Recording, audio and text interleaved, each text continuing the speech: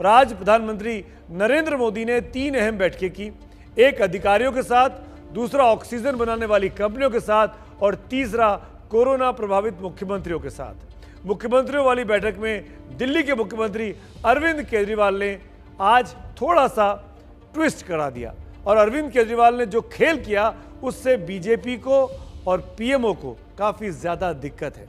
केजरीवाल ने अपने हिस्से का भाषण आज लाइव करवा दिया। ऐसा अमूमन कभी नहीं होता है। इस पर पीएम मोदी ने सख्त नाराजगी जताई।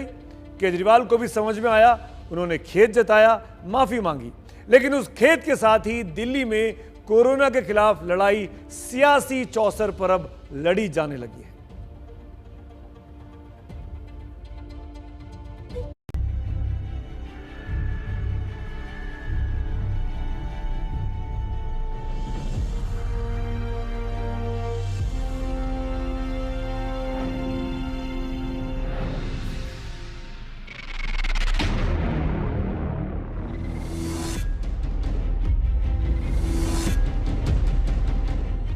इन तस्वीरों में पसरा खौफ आज सबसे हाई प्रोफाइल बैठक तक पहुंच गया। कोरोना के कोहराम के बीच प्रधानमंत्री नरेंद्र मोदी ने आज देश के 10 सबसे ज्यादा प्रभावित राज्यों के मुख्यमंत्रियों के साथ मंथन किया, लेकिन बैठक कोरोना की चिंता से ज्यादा सियासी दांव में तब फंस गई जब दिल्ली के मुख्यमंत्री अरविंद केजरीवाल ने ऑक्सीजन की कमी का मुद्दा उठाया। ऑक्सीजन की सप्लाई के लिए सेना की तैनाती की मांग भी की। प्रधानमंत्री जी, कोरोना से देश को बचाने के लिए एक नेशनल प्लान बनना चाहिए। इस नेशनल प्लान के अंतर्गत देश के सभी ऑक्सीजन प्लांट्स को तुरंत आर्मी के जरिए केंद्र सरकार टेक ओवर करे। मेरा आपसे निवेदन है कि यहाँ से ऑक्सीजन अगर हो सके तो हमें हवाई जहाज से उपलब्ध करवाई जाए। इस बैठक के लाइव टेलीकास्ट का कोई एजेंडा नहीं था, लेकिन केजरीवाल बोल रहे थे तो इसका लाइव प्रसारण हो गया। प्रधानमंत्री मोदी देखते रहे और केजरीवाल उनकी तारीफ के शब्द भी कहते रहे और केंद्र सरकार पर भेदभाव का आरोप भी लगाते रहे।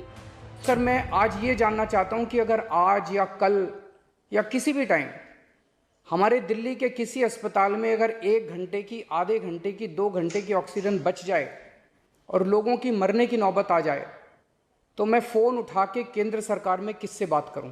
अगर कोई राज्य दिल्ली के कोटे की ऑक्सीजन का ट्रक रोक ले तो मैं फ़ोन उठा के किससे बात करूं? 10 राज्यों के मुख्यमंत्रियों को प्रधानमंत्री मोदी ने बैठक के लिए बुलाया था। इनमें 4 बीजेपी वाले मुख्यमंत्री थे तो 6 विरोधी, लेकिन केजरीवाल के सीधे प्रसारण ने बैठक का रुख मोड़ दिया। केजरीवाल बड़ी मासूमियत से बोलते रहे, लेकिन उनके भाषण के प्रसारण को प्रधानमंत्री मोदी ने भांप लिया। इसके बाद परंपरा और प्रोटोकॉल का हवाला देकर पीएम मोदी ने केजरीवाल की क्लास लगा दी। ये हमारी जो परंपरा है, हमारे जो प्रोटोकॉल है, उसके बहुत खिलाफ हो रहा है कि कोई मुख्यमंत्री ऐसी इन हाउस मीटिंग को लाइव टेलीकास्ट करें। ये उचित नहीं है। ये हमने हमेशा संयम पालन करना चाहिए। सर, मैं सभी आत्माओं को शांति मिले जिन जिन लोगों का इस दौरान कोरोना की वजह से जिनका देहांत हो गया, और उनके परिवारों को दुख सहने की शक्ति दे। अगर सर मेरी तरफ से कोई गुस्ताखी हुई है, मैंने कुछ कठोर बोल दिया, मेरे आचरण में कोई गलती है, तो उसके लिए मैं माफ़ी चाहता हूँ। केजरीवाल ने माफी मांग ली, लेकिन राजनीति में कुछ कहने में इतना कुछ बदल जाता है कि माफी बाद में बेमानी नजर आने लगती है। बस बच जाती है तो राजनीति।